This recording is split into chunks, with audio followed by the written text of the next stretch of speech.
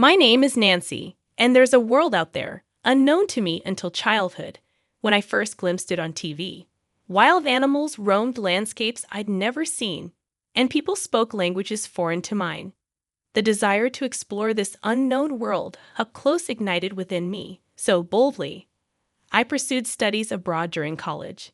My destination, the very unknown world I yearned to discover.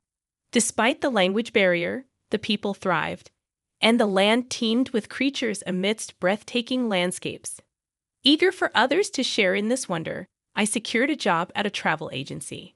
Responsible for tour planning, I drew upon my study abroad experiences, managing everything from site inspections to negotiations. Balancing work and personal life, I married Daniel, whom I met through work. Yet, a problem surfaced with my mother-in-law, Barbara. Firm in her belief that women should remain homemakers post-marriage, Barbara clashed with my modern views. Though I respected her perspective, I couldn't let her dictate my life. To evade living under her roof, I proposed buying a house to Daniel, believing it would alter perceptions. Daniel readily agreed, and we acquired a home. However, Barbara's visits became frequent, disrupting our weekends with noise and unwelcome opinions. Despite the tension, Barbara nonchalantly announced an upcoming trip, assuming I'd join. When I hesitated due to work commitments, she accused me of neglecting family. Feeling cornered, I acquiesced, though begrudgingly. As tension simmered, Barbara, with a sly tone, reminded me of my profession, insisting I handle the trip arrangements. Reluctantly, I obliged, concealing my irritation. The destination? London, where my study abroad journey had unfolded. I still have many connections there. It might be challenging for other regions, but perhaps I can manage London. All right, I'll give it a try. I've already got the plane tickets, so just book the hotel. Odd, you've booked the flight, but not the hotel. I managed to get the tickets by redeeming my card miles for first-class seats. Barbara grinned with evident delight. Daniel, leaning in, remarked, "First class, seriously, Mom?" "Yes, it's a first-class trip abroad," Barbara confirmed, her grin widening. "We'll depart at 9:30 p.m., so you can work until the last minute," she added cheerfully. Although her enthusiasm seemed genuine, I couldn't ignore the mountain of branded goods piled on the sofa. "I see," I said, catching on to the implication of her joy. Realizing the need to secure accommodations quickly, I decided to leverage my old contacts from my study abroad days to secure a hotel referral. Making a call, I arranged for accommodations for 4 people in 2 rooms. On the day of the trip, the short notice left me unable to take the day off work. Barbara instructed me to meet at the airport by 6:00 p.m. If I wrap up work soon, I can make it, I reassured myself. Suddenly, Barbara called. "Hello, Barbara," I answered. "Nancy, are you done with work?" she inquired. "I'm just leaving the office now, so I'll be at the airport after 6:00 p.m. "Oh, that's too bad," Barbara responded. "Well, we're actually leaving at 6:00 p.m. "Ah, no way," I exclaimed, rushing back to my desk to check the flight schedule. London. I found the 9:30 p.m. flight I initially heard about, but there was also a flight leaving after 6:00 p.m. Could it be this flight after 6:00 p.m.? Yes. So the family is going without you. I felt furious. How could she plan so thoroughly to leave me out? Unforgivable. But showing my frustration would play into Barbara's hands. I had to hide my feelings, even if it meant putting on a brave face. Clenching my teeth, I said to Barbara, "I'm the one who booked the hotel, so Daniel knows the hotel name. You can't do anything now." I could hear Barbara laughing on the other end. Annoyed, I said, "Go without me then." "That's better." "We don't need a useless wife like you," she retorted. "Useless? What do you mean? Don't you know what you neglect? Housework for your job." "Daniel is complaining," she continued. "True, I'm busy with work, but I've never slacked off on housework." "Why would Daniel complain? Can I speak to Daniel?" I asked. Barbara's mocking voice was followed by Daniel's greeting. "Hello, what's up, Nancy?" What do you mean you're complaining about me? I asked him. Just that you're always at work and neglecting me, he responded. Neglect? I prepare meals, clean, and do laundry. But you think you're doing it all yourself, right? That's not true, I retorted. Shouldn't you respect me more? Listen to me? Do things for me, I questioned. I know a wife who supports her husband is valued. It's convenient for the husband, but that's not all there is to a marriage, I continued. I never badmouth Daniel in public, always praising him, but not when it's just the two of us. But we need to speak our minds when alone. Otherwise, our relationship would fall apart, and I'd become nothing but a servant to Daniel. Yet he kept complaining about me, I explained. So, you think you can act all high and mighty because you earn more? I challenged him. Not at all, he replied. That annoys me, and you're leaving me behind for that? I asked incredulously. Yeah, consider it stress relief. I'll bring you a souvenir, so don't worry, he assured me. That's not the point, I insisted. Clearly, Daniel was taking me for granted. If that's how it is, I have my own plans.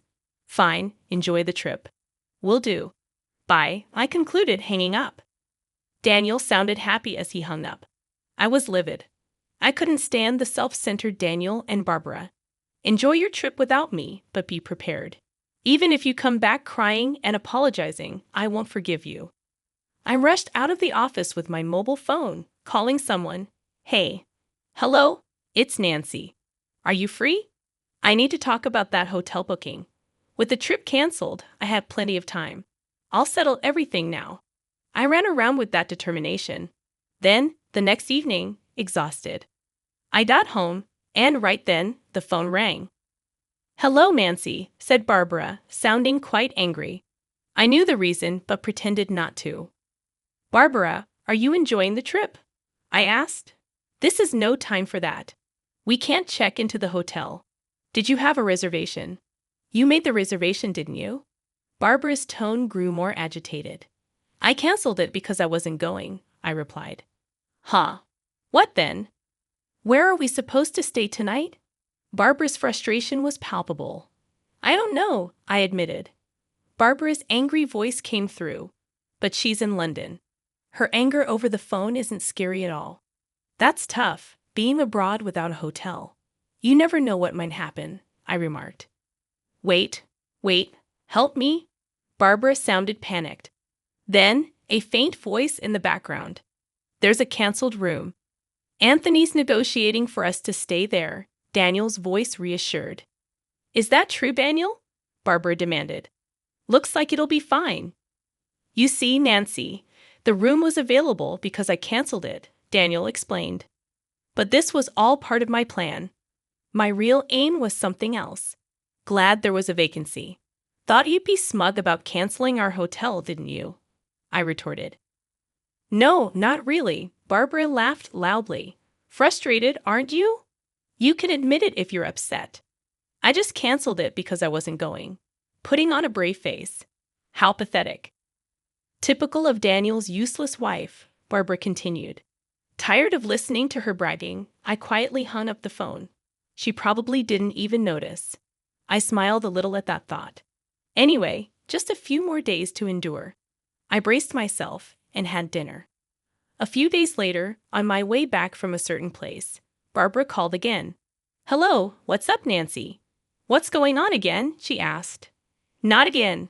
What's wrong with this hotel? I inquired. In short, they stayed in the room I canceled, thanks to Anthony's negotiation. They were supposed to stay for 4 days and check out today, but there was a problem. They were billed £8,000 by the hotel. What's the issue? I asked. It's £2,000 per night, right? That's about $2,500 per night in dollars. Ridiculous. It's for 2 rooms, right? So, about $1,200 per room. You told Daniel it was $300 per room per night. Yes, I did. So it should be $600 for 2 rooms. Why is it 4 times? I was astonished that they stayed without even checking the room rates. Well, I anticipated this, so I set it up accordingly. Anyway, Barbara making a fuss on the phone must be bothering others. I should calm her down. Hey, Nancy, can you hear me? Barbara's voice echoed through the phone. Barbara, can you be a bit quieter? I interjected. Why did you lie? She accused, without reflecting on herself. Exasperated, I began to explain to Barbara. The $300 rate was because I made the reservation. Huh, so because it was last minute? She questioned. I asked a friend who runs a hotel, I replied. A friend of yours? She inquired.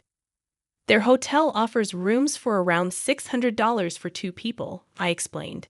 Then why $11,200? Barbara sounded flustered. That's the rate for a really nice room. My friend did me a favor, I clarified. A favor. Barbara sounded taken aback. When I heard from Barbara, there was no time left for the trip, so I told my friend any available room would do. The only vacancy was an expensive suite. My friend kindly gave a discount. I continued. Barbara left me behind without asking. I immediately told my friend the situation and got the room canceled. But I couldn't just leave Barbara and the others without a hotel, so I asked to accommodate them at the regular price if they came. I knew Barbara, having heard about the hotel from Daniel, wouldn't check the price. And I was right. Come on, you should have said that. Yelling won't help. Please make sure to pay, I urged. We're not paying, Nancy. You pay, Barbara retorted. But if you don't pay, you'll be arrested, I warned. Arrested. Of course, troubles abroad can be messy. Are you okay with that? Barbara seemed at a loss for words. As I was about to hang up, thinking I had won, Barbara shouted, Don't mess with me. You'll regret this when I get back. That's fine, but we're strangers now, right? I responded. Huh. Why? Barbara sounded confused. Well, you said it was a family trip. So since I'm not there, I'm not family, right? I reasoned. Before she could finish, Anthony's voice came from the phone. What's all this yelling about? Be quiet. It's embarrassing. Seizing the opportunity, I called out to him, Anthony, are you okay? How's your cold? I never had a cold in the first place. What's going on? Anthony's voice was filled with concern. It seemed Anthony took the phone from Barbara. His voice grew louder. Nancy, can you explain everything? I can, actually. I told him everything from the beginning. I see. So that's why you didn't come. I'm sorry. I wanted to go. Anthony's voice softened. No, Nancy, you're not at fault. It's Barbara and Daniel. Anthony affirmed. From afar, I heard a whimper. Barbara and Daniel seemed frightened by Anthony's anger. Realizing this, an idea came to me. Should I tell Anthony what Barbara has been doing? I thought so. Anthony, can I tell you something? I asked hesitantly. What is it? Anthony replied. Barbara comes to our house almost every weekend, and when she throws away receipts at our place, there are piles of them, I explained. What receipts? For branded goods? Anthony sounded surprised. It's fine to buy a lot, but please dispose of the receipts at your place. Barbara wasn't just being noisy at our house. She was secretly buying branded goods and disposing of the receipts at our place to hide it from Anthony, thinking she wouldn't get caught this way. Of course, I concluded. I'm a witness, so it's pointless. But it seemed Anthony didn't know. That's interesting to hear.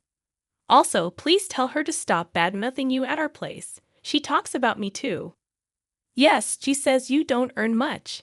Daniel, too, calls him a useless dad, I think. Anything else? Anthony prompted. So I spilled all my pent-up frustrations to Anthony. Of course, some of it wasn't directly related to Anthony, but he listened silently. At the end, he apologized to me. I'm sorry. Now I understand. Understand what? Why Barbara didn't want to use her card to pay for the hotel. Maybe probably because the cost was much higher than she expected, close to her credit limit. I'm sorry, Whoever's voice interjected. That was unforgivable. All your wasteful spending, Barbara. I want a divorce. Please don't do that. Anthony's shouting was followed by Barbara's pitiful voice. He also yelled at Daniel. Daniel, why don't you defend your wife? That's Don't come to my house anymore. Reflect on this alone, Anthony said firmly. Yes, sir. Daniel sounded unusually obedient. Probably, he thought being banished from his parents' house wasn't a big deal. That's when I struck the final blow. So, Daniel, looks like you're going to live alone now, huh? What do you mean? Suddenly, Daniel's voice got louder. He must have grabbed the phone. I moved my phone a bit away and told him the situation. Daniel, I want a divorce. A divorce? You're joking, right? No, I'm serious. I've already sold the house. You sold it? Why would you do that without telling me? That's our house.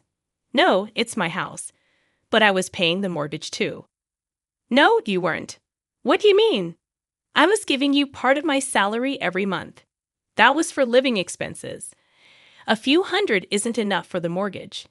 Daniel had been giving me a few hundred monthly. It helped with living expenses, but not enough for the mortgage. So I paid it alone. The house was in my name, so there was no room for complaint. This incident made me decide to divorce Daniel. I sold the house full of unpleasant memories of living with him. So you'll be living alone now. Wait, think it over. No, it's decided. I'll contact you once I find a place. Then I'll send you the official notice. Official notice? Of course, I'll be claiming compensation in the divorce. Wait for me. Daniel was crying on the other end, but I didn't care. I hung up the phone. After that, Daniel and I divorced following discussions. Anthony actually divorced Barbara too.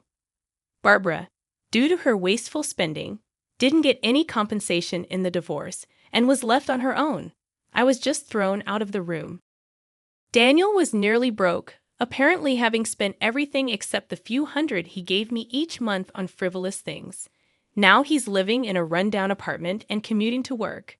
But things might be better for Daniel than Barbara. With no house or money and Daniel's place too small, Barbara had to take a live-in job. She's working hard from morning till night now. As for me, I'm doing great being single. I have more free time and can handle overseas negotiations. I've become a relied-upon figure at work, even hearing talks of a promotion to department head today. I'm busy flying around the world, planning new tour packages.